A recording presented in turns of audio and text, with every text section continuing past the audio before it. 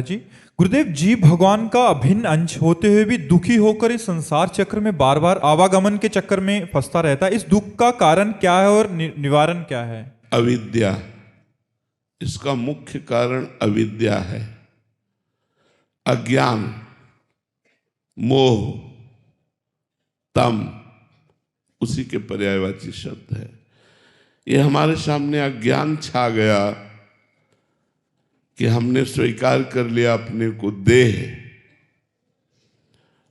पुरुष, गुण।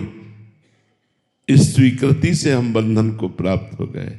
निर्गुण चिदानंदमय भगवत स्वरूप होते हुए भी मैं अपने को भूल करके माया रचित पांच भौतिक देह में अहम कर बैठा कि मैं पुरुष हूं, मैं स्त्री हूं, और कर्मों में प्रवृत्त हो गया और विषयों में सुख खोजने के लिए विषय भोग करने लगा।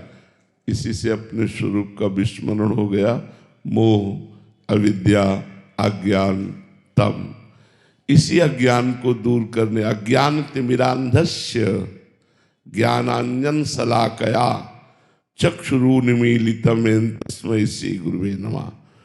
जो अज्ञान रूपी अंधकार का नाश कराने के लिए सूर्य के समान है, जो आंखों में अज्ञान छा गया उसके दूर कर देने के लिए अंजन स्वरूप है।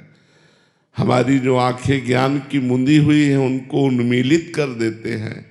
उन गुरुदेव भगवान के चरणों का आश्रय लेकर यदि साधना की जाए तो ये अविद्या का नाश हो जाए और हम अपने स्वरूप को प्राप्त हो जाए। हमारा स्वरूप भगवत स्वरूप ही है।